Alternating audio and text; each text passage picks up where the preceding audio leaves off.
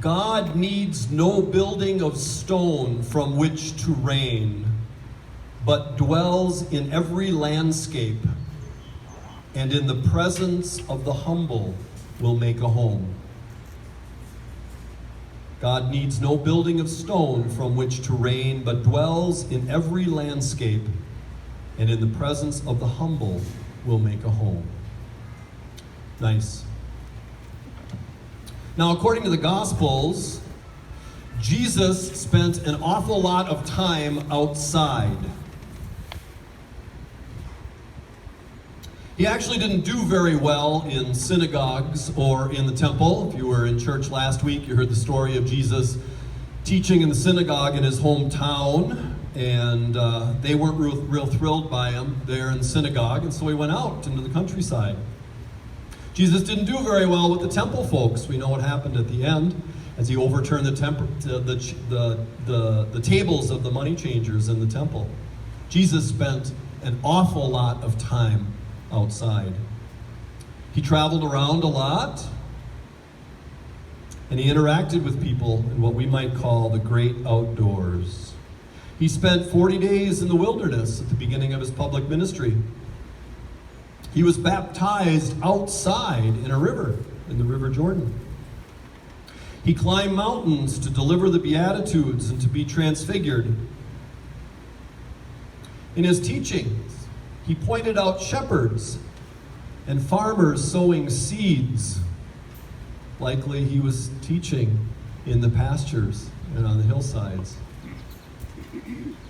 He had significant encounters in caves and at wells.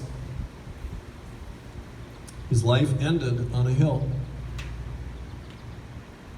And as we all know, he spent significant time on the water and by the sea. He chose fishermen as his first disciples, and he calmed storms, and he walked on water, and he crossed to the other side and back in boats. People encountered Jesus outside in beautiful places by and on the sea.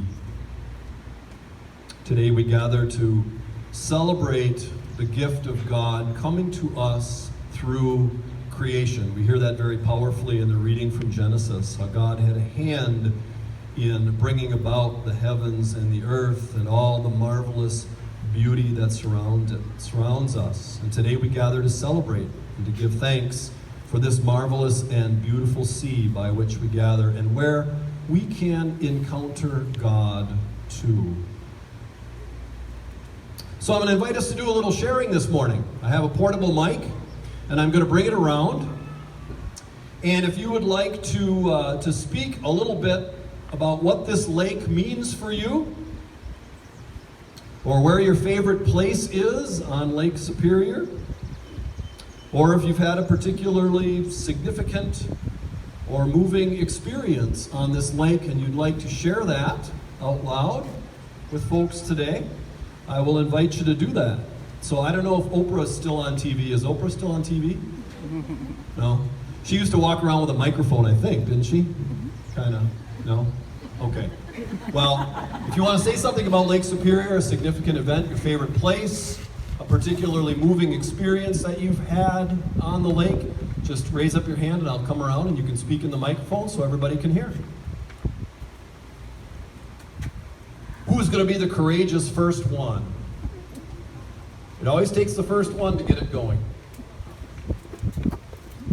There's a spot on the lake by 9th, 10th Avenue East where I'll go down to the shore near my apartment in the morning and eat breakfast. And now that the sunrise is so early, I don't get up early enough to watch the sunrise, but when it's rising a little later, I'll sometimes do that. Nice. Thank you, Dakota. Very nice. Anybody else have a particular place, an experience, an event that happened on the lake? I love it when the ice breaks up in the spring and it comes in. I've actually been here at Lakeshore when it's been blown in and the sun shines on it and it has that beautiful shade of blue that comes through the edges of it. Have you ever seen that? That's one of my favorite things. It's a sign that spring is on the way, that's one thing, but those marvelous colors and the ice, and that's one of my favorite times of the year. There's a hand up back here.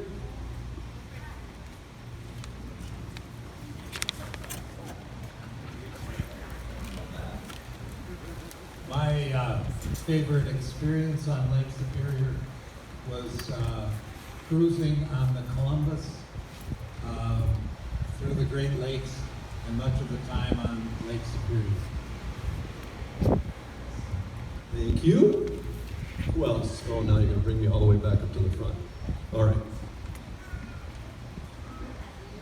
My wonderful son, Steve Martin, died 3 years ago, and his ashes are buried out at Stony Point. And we had a service out there, and one of my my son-in-law's grandson-in-law is a pastor, and he had a service out on the big area. This was on Father's Day, and it was a long place, and we had chairs and we could sit and everything. And his son had built a Viking ship because he was half Norwegian and he liked Vikings. So he built that of something that would sink, balsa wood. And then they put his ashes into a bag, and then it would sink right away then. So the other grandson then shot an arrow. He could hit right at it, and when it got out just a certain distance, he hit the arrow, it was flaming. And the little boat went up in flames and sank immediately. And we didn't notice. It was a day like this, warm like this, and we didn't see a dark cloud coming behind us.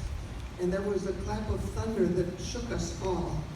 And my daughter's husband said, "I think Jesus is up, or Steve is up there now, and he's already started some commotion up there." Thank you very much for that. Anybody been married on Lake Superior? Ever? Had some beautiful weddings on Lake Superior. One year, the ice came in early on 60th, and I was living out there at that point, and so a neighbor and I went down and stood like 10 feet away as the pile came up 15 feet high. You could hear it crackle and crunch. It was gorgeous, really exciting.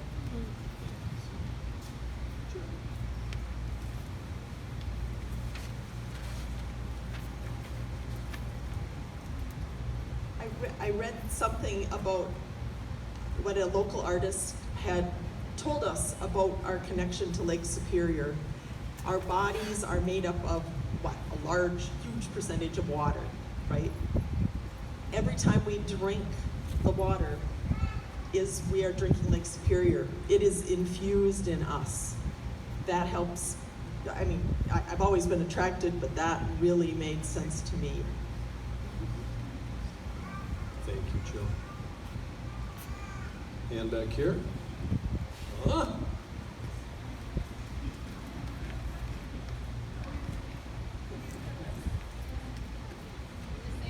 we got married on Lake Superior 2 years ago. A little shy, but got married on Lake Superior 2 years ago.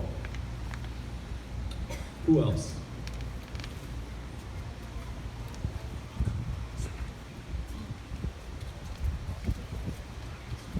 28 years ago, in July, Rita and I took a tour around Lake Superior for our honeymoon. Yeah. Nice.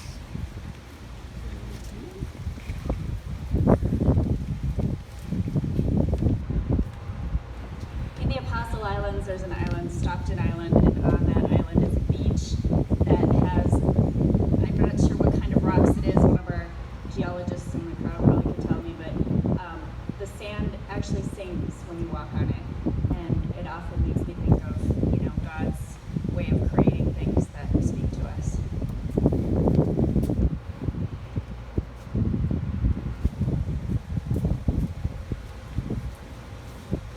So I've run a lot of half marathons, and I do a lot of training or long runs along the lake. And one of the most calming and refreshing things I do is at the end of those runs, when my feet are killing me and I'm really hot and everything, is at Brighton Beach. I I just dunk my feet in the water, and it's so cold and refreshing. It just gives you that feeling of happy when you do that. I have a little Lake Superior dripping out of me right now.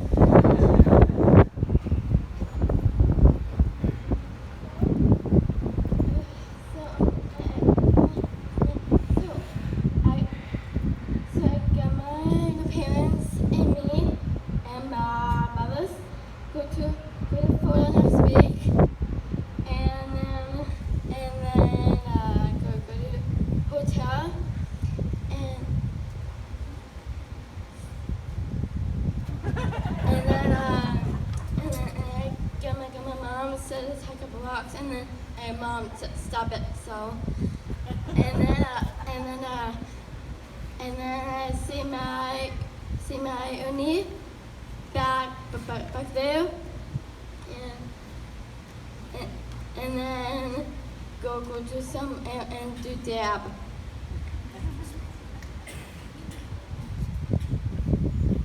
So I've lived in Duluth for 17 years, and I don't think I've ever taken the opportunity to actually go swimming or, like, on a hot day, go in the water, which Nancy was just talking about. But yesterday I went for a great walk with a friend of mine, and we went down to a place we call Porter Beach on the lake walk, and I went in with my clothes on, with my shorts on, with my tank top, and it felt phenomenal. Like, it was perfect. I did it multiple times, so. You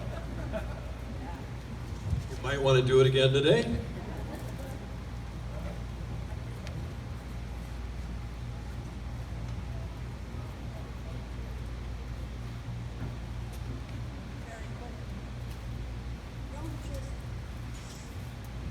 Don't just see the beauty of Lake Superior, but take it a step deeper and experience the beauty of Lake Superior in your soul. Amen. Amen.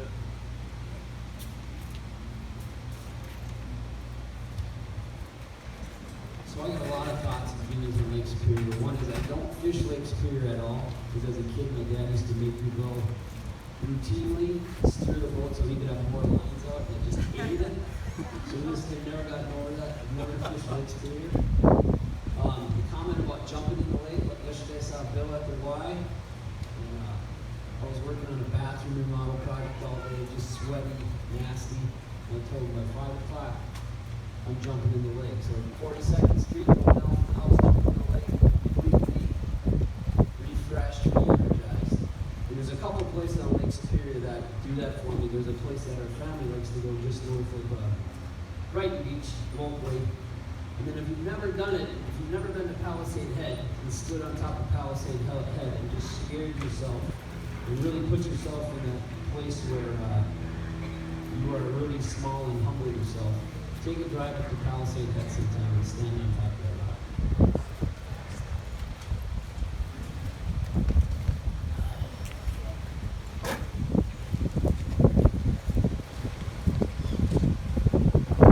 One of the joys of working at St. Paul's is I live just up the hill from St. Paul's, and every morning I come down 19th Avenue East and always look at the lake. It's always different. It's always a gift, and it puts me in a good way to start the day. I think a lot of us do that, don't we?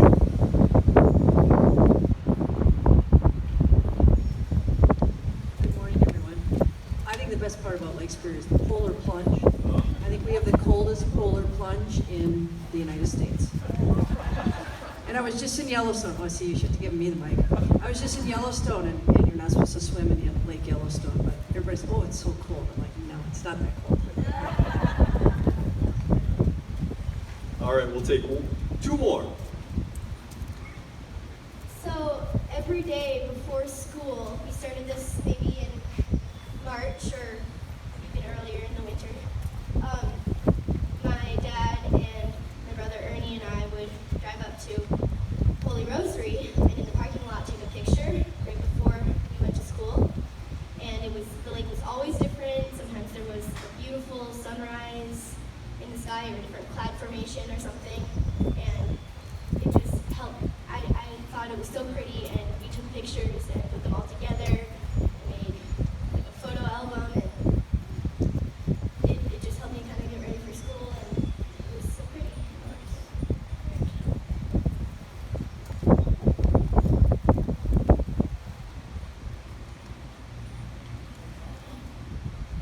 many years ago, when the ice flowed in with the northeaster onto Park Point, we had an Easter picnic sitting on the ice, and we had an empty peanut butter jar full of daffodils. It was beautiful.